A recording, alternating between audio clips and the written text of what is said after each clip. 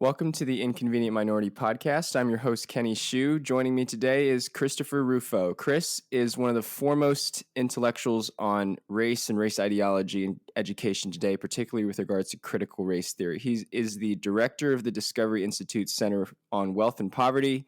He's the author of numerous articles exposing what is happening in our classroom surrounding race and ethnic studies. Chris, it's so great to have you. It's good to be with you. Yeah, absolutely.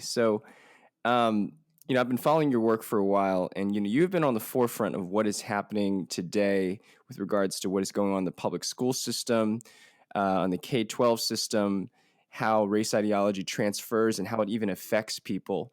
But what got you so passionate about education in particular? Yeah, it's a good question. So, education was really my second field looking into this ideology. The first one, last year over the summertime, was really looking at it in relation to the federal government. So, doing a series of investigative reports on critical race theory in federal agencies. That led to an executive order from President Trump banning these programs. And then unfortunately, President Biden on his first day of office reversed that order.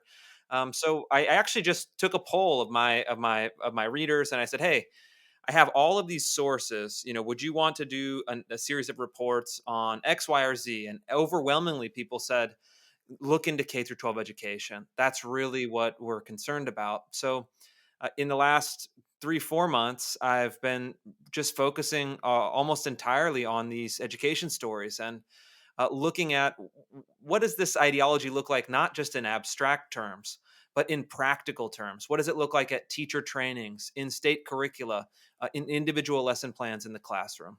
Yeah, yeah. What got you started as a journalist in particular, as a filmmaker? I went to school at Georgetown for the Foreign Service, and a lot of folks were, in going to diplomacy or government service, and I just, by the time I was getting ready to graduate, I just couldn't stomach it. I just kind of was felt revolted at the idea of joining a big bureaucracy and kind of, being kind of a part of that machine. And I had the opportunity to travel as a film producer. Well, first as a film like production assistant, and then started over time directing my own films.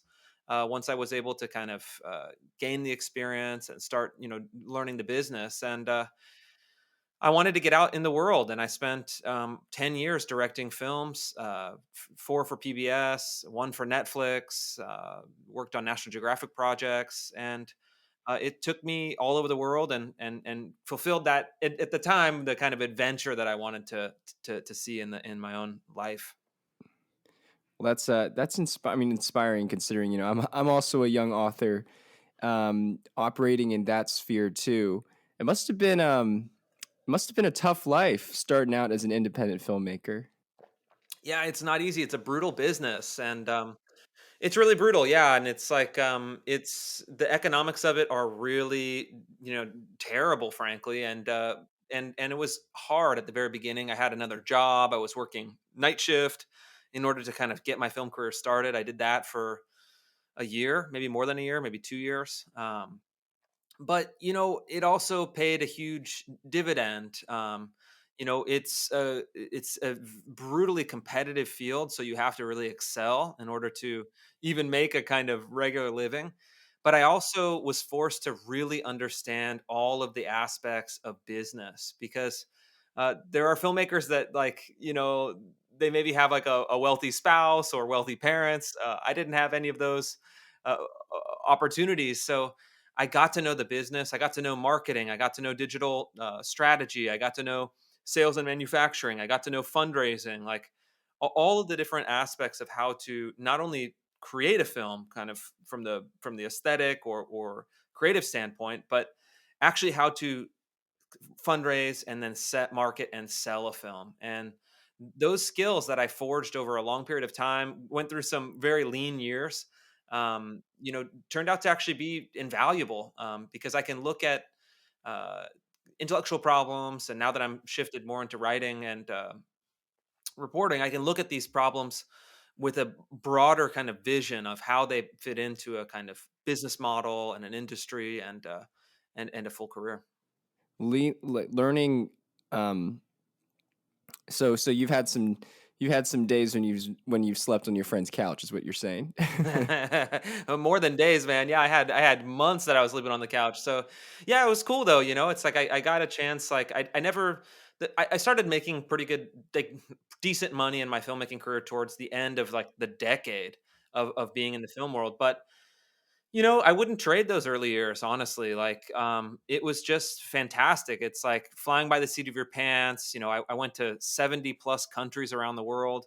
I got to do things that, you know, most people would never be able to do. I lived abroad for years at a time. I traveled with nomads. I, spent a year, with the Uyghurs in Western China. I did all sorts of kind of um, I guess looking back, almost like extreme, adventure.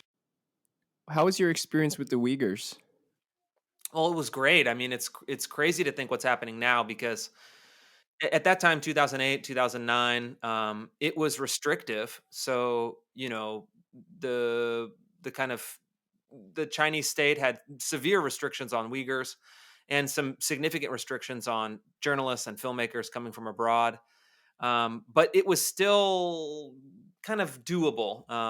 About three-quarters of the territory in Xinjiang province was off limits to foreigners. I was able to skirt around that by filming in disguise, actually going out in disguise and traveling locally. Got arrested in China. That was not fun. So but it was still kind of doable. There's no way you could make a film in Xinjiang now. There's just no way. I Unless mean, it's Mulan.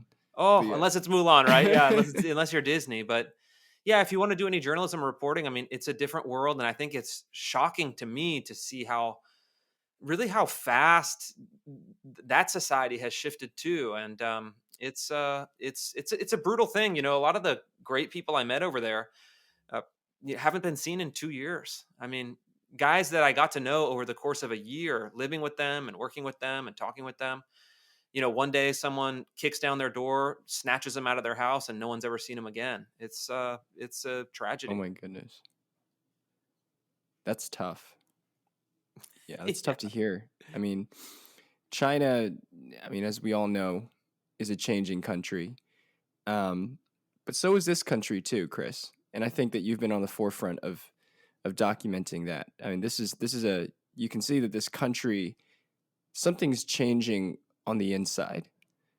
And we're circling around it sort of in the sense that there's a lot of journalists who are really and people who are kind of able to understand parts of it, but I think that you've gotten closer than others in terms of understanding the essence of it because now you're looking at the education system. So can you tell the audience what is happening in California's public schools?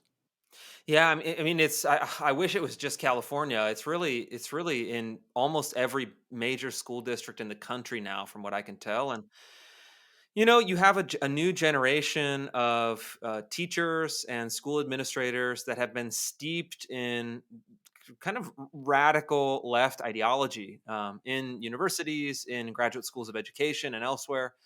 And they've imported this set of ideologies into our public institutions. And I think one of the reasons I've been successful in looking at this is because I really try to get specific.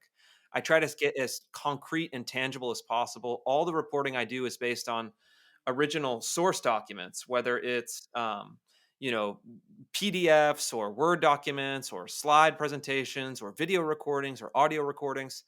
And what's happening is, like, you'll hear, like, most people probably hear diversity, inclusion, equity, social justice, all of these very nice sounding kind of generic nouns, Yeah. abstract nouns. But Yeah, they sounded nice to me it when I was in sound college good, too. right? Like, oh yeah, I like that. Diversity's good, equity's good. Yeah, perfect. Let's Yeah. do it.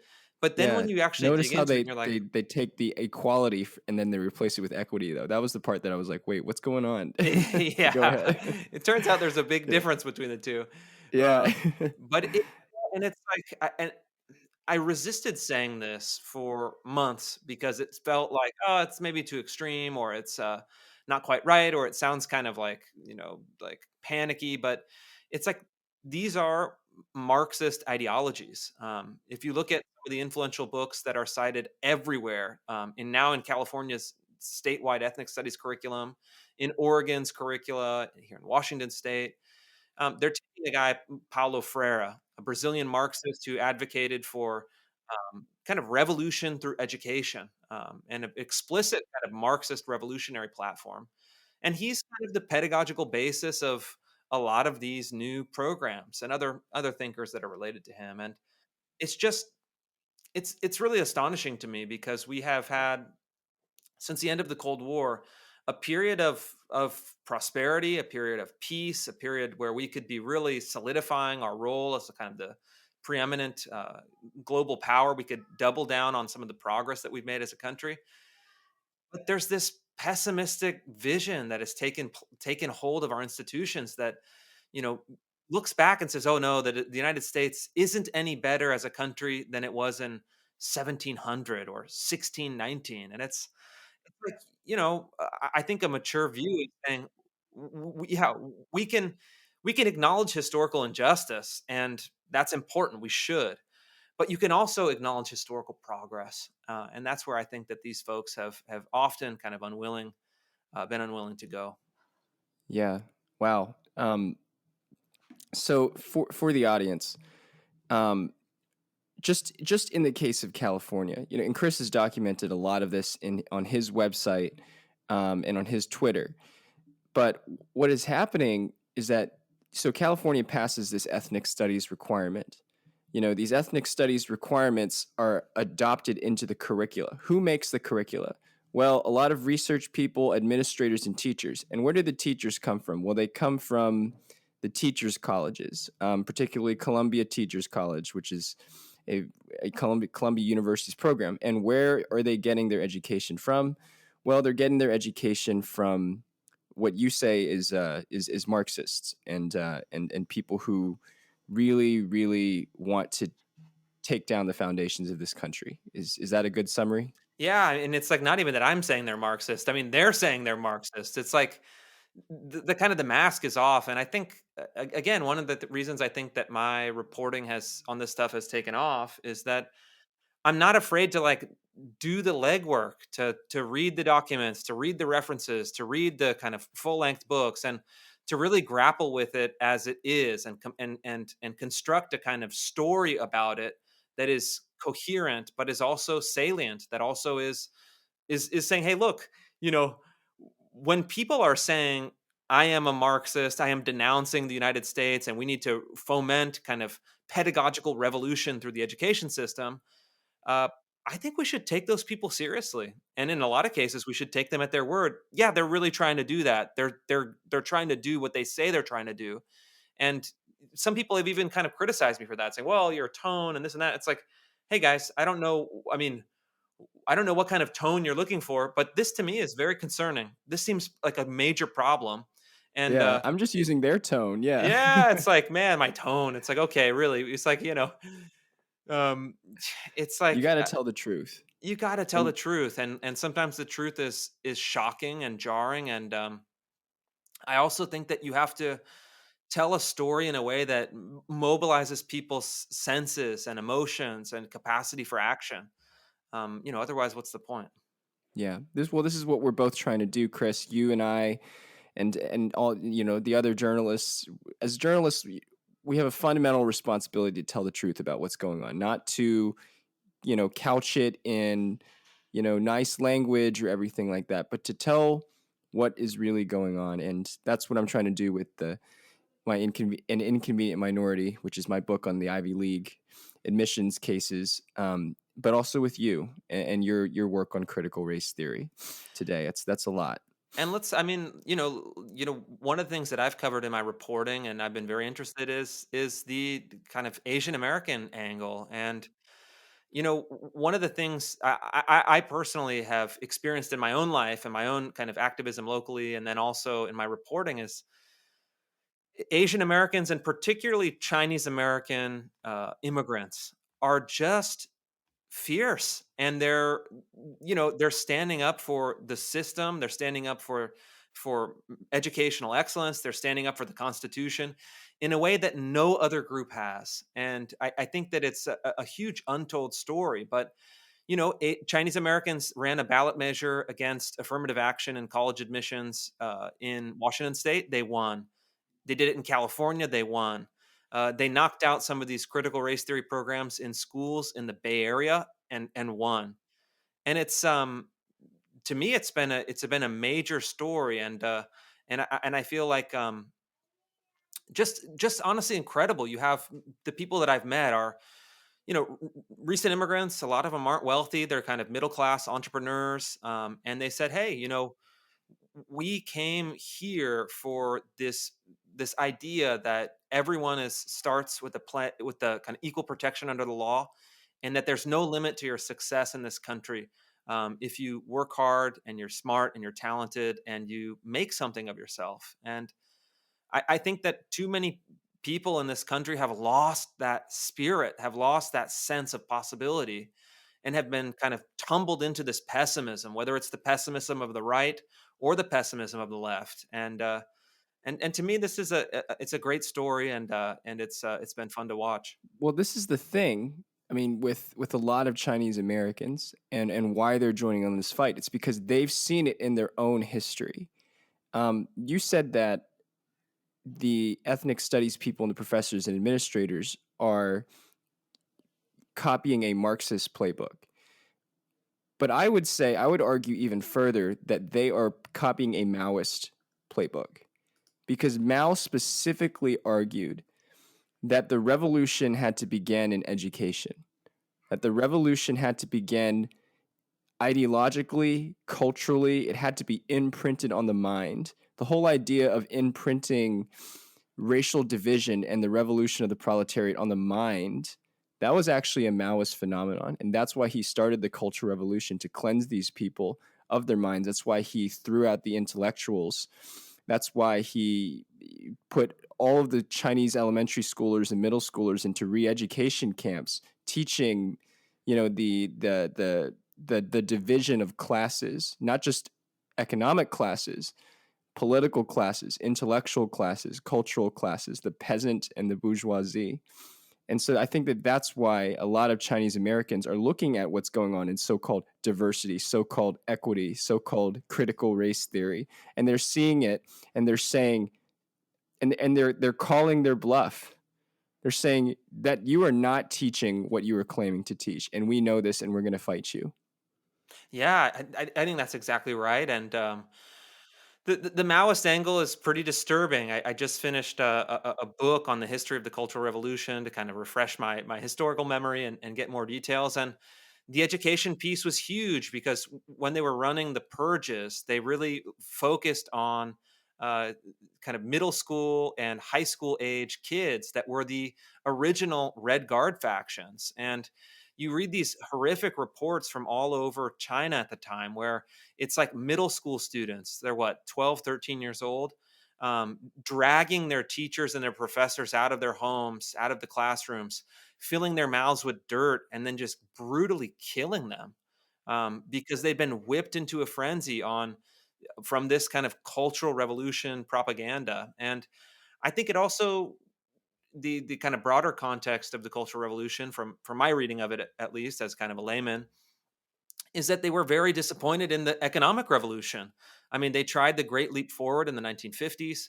It was a complete catastrophe. They realized that the socialist economy and the kind of collective economy was a kind of failure. And rather than admitting this mistake that had killed tens of millions of people, Chairman Mao said, no, no, we just didn't go far enough because within the people's minds and habits and traditions and beliefs, there are bourgeois elements and traditional elements that remain.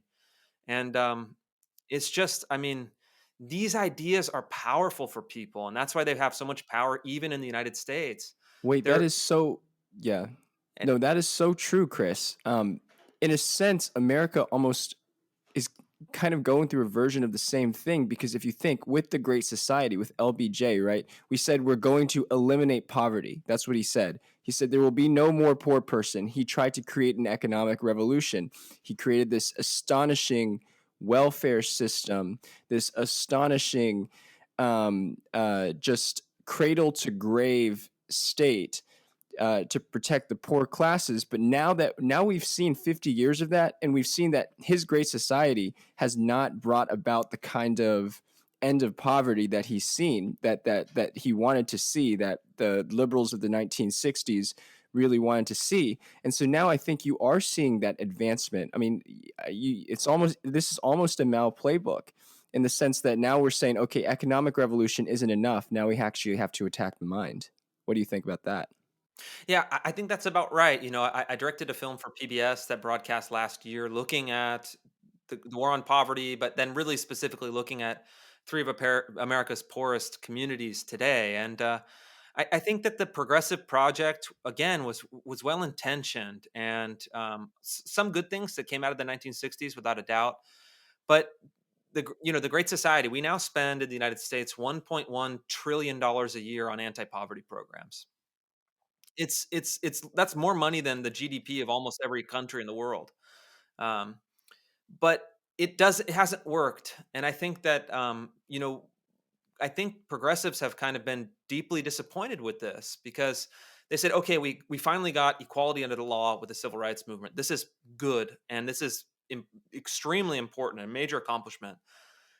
So it wiped out what I think of as kind of formal racism from our government and our public policy and our legal system. Then we had this massive investment, and they said, well, people have been kind of underprivileged and under resourced, and cast out to the side of society. So we're going to invest in these major initiatives and institutions in the Great Society programs. And people quickly, by the 1970s, if you read some of the memoirs, they already started becoming disillusioned with it, already started to realize, oof, we're not getting the results that we wanted. Then you fast forward 50 years, and then what's left for the progressive project? They look back at the 1960s, which got equality under the law and the anti-poverty state, and they look back at both of them in a way as failures. The critical race theorists explicitly say that. They're disillusioned with equality under the law. They say, well, mere non-discrimination, in the words of Cheryl Harris, one of the original race theorists, is nothing, because it doesn't allow for just outcomes. And you need to replace the system of individual rights and private property, and even in some cases free speech, with a system of active discrimination that provides for equal outcomes at the back end. And that's the ideology that's been really resurrected in our current time. Yeah. So what you're saying is that the critical race theorists are disillusioned even with the old progressives' social experiment of, okay, we're going to treat everybody so-called equally under the law, but we're just going to give the lowest classes, the a better economic opportunity to succeed through welfare, et cetera. But when that failed, the critical race theorists identified that as a failure, maybe even correctly. But now they're seeking to enhance that with a cultural change. Yeah, and I think that's right, and the categories shift as well, because the categories shift in some ways, kind of like in China during the Cultural Revolution, from an economic category. The Great Society and the War on Poverty targeted poor people of all racial backgrounds. They've shifted the fundamental category now to racial categories. Because I think they realized, oof, we can't solve poverty with whatever tools we have at our disposal. But more importantly, I think they realized that if we want to kind of advance our political project, race is a soft spot in American society, and our rhetoric can kind of use these issues that are very polarizing, very emotionally overwhelming, and then kind of, once you use them as a demagogue, very powerful. Um, and that's what they're doing, and frankly, they're being very successful with it. I think that I think it's a malign influence, but you have to give them credit where credit's due. Yeah. What? In what way is it a malign influence? How is this, if successful, how is this going to influence our culture?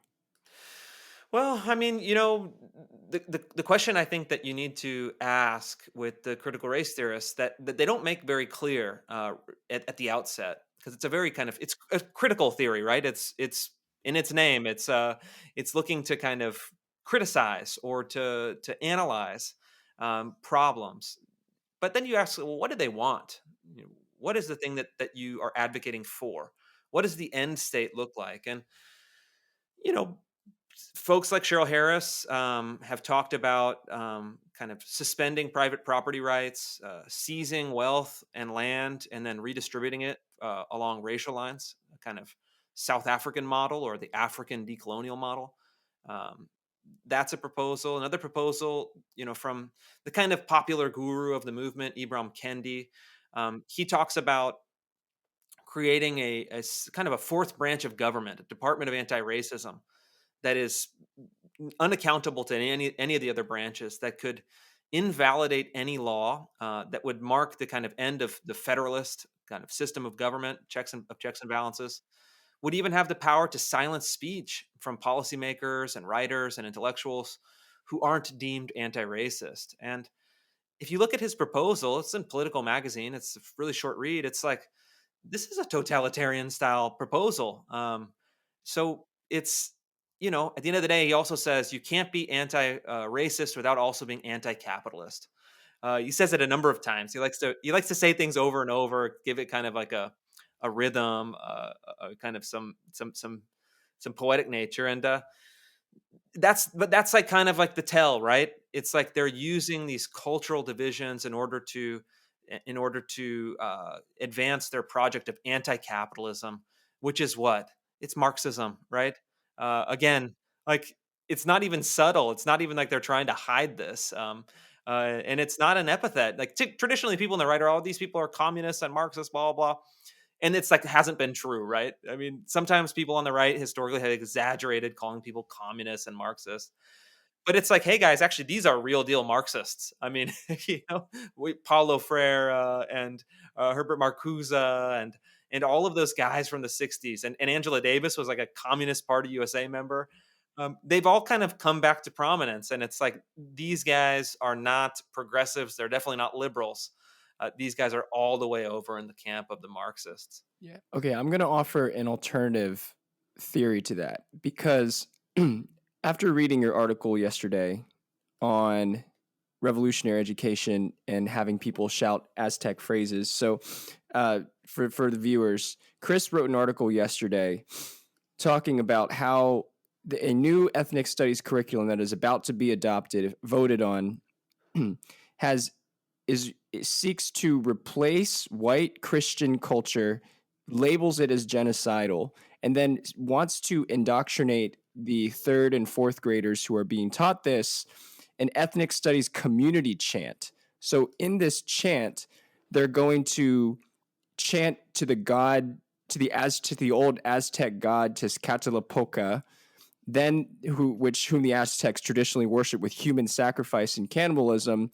Then they're going to chant to other gods. They're going to seek healing epistemologies and a so-called revolutionary spirit. Finally, the chant comes to a climax with a request for so-called liberation, transformation, and decolonization, after which the students shout Panche Be, in the pursuit of the ultimate critical consciousness. Do you think, because Marxism rejects religion, but don't you think that there is some religious component of this, some deeply spiritual component of what these people want? Yeah, definitely. And this is the ethnic studies curriculum in California is also interesting because what it does is it creates a kind of hybrid, right? Where in a lot of ways, the kind of one of Marxism's problems historically was that it was opposed to those traditional religions, but also didn't kind of replace those religions. So that's why you have cult of personality and those different kind of programs. But this ethnic studies curriculum tries to merge together kind of Marxism and economic Marxism. That's explicitly, again, anti-capitalist, anti kind of settler, anti-white, blah blah blah. But they also try to say, well, we need another kind of point of pride. And one of the authors, I believe his book is also in the official references, but one of the authors who's a pioneer in this labeled his book Rasa Struggle, like raza, like the Spanish word for race. So he says, this is an explicit race struggle. And they believe that they could revive and kind of reinstate indigenous spirituality. So like Aztec beliefs and all of these other kind of pre-Christian and kind of uh, pre-colonization belief systems. And it's like on the one hand, it's ridiculous, right? It's like I don't think that some people that who have been like raised in California, multi-generation, like we're not gonna like the Aztec religion is not gonna make a comeback in the United States. Well, yeah. It But can't, the right? It's just like tribalism, though. cannibalism, maybe, I don't know. I don't think so. I'm hoping that will still be illegal, but they're trying to create a kind of spiritual alternative to tell a story about how you know this belief system is better. It's superior. It should be reinstated. It should be, the kind of one of the languages that he uses. He says we need to create a counter genocide against white settler culture, and then revivify the kind of indigenous spirituality. I mean, again, it's like on the one hand, it's ridiculous, right? I'm just gonna say it, it's ridiculous. But on the other hand, it's like these people are very serious. And this could be, depending on how the vote goes next week, part of a curriculum recommendation for 6 million California school children. Yeah, this is reading your story is just fascinating. I mean, and it showed me just that there is something going on here. I think it goes back to what you were originally saying, which was we tried everything in terms of class warfare, right? In terms of when we talked about eliminating economic suffering, we tried things that didn't really work. The critical race theorists or the progressives grew tired of that, so they created this alternative category, race, that they are now, and the that's harder to refute. I mean, and that's again also hard to refute because America has had a history of racism, Of but then course. they've used this category race to really push another form of class stratification that is bent on the mind. Yeah. Yeah, that's right. And I think that, what you have to do is separate the premise from the conclusion. So you can say, I mean, and this is a fact, and the premise is, hey, the United States has historically had racist laws and institutions. Of course, I mean, slavery, segregation, unequal treatment under the law. A whole host of other examples that you can accept that premise. I mean, that's factually true. I think we should wrestle with it. I think we should grapple with it. That's important. But then you could say, but wait a minute. There's a real argument to be made on what conclusions should we draw from that? What policy should we recommend to that? And I think that's where conservatives get kind of scared because they feel like, oh, I have to also say I have to deny, I have to kind of debate or contest the premise and the conclusion. But it's like, no, we can all agree on the premise. But I think we have to be very wise at separating it from a conclusion where there's a real debate. Sure. Chris, is there anything else that you'd like to add to this conversation? I think it's been a great one. Yeah, I appreciate it. I appreciate all that you're doing. I wish you best of luck on your book, and very excited to see where it goes. Yeah, well, everybody make sure to follow Chris on Twitter and on his website. And Chris, thank you so much for joining us today. We really appreciate it. Thank you.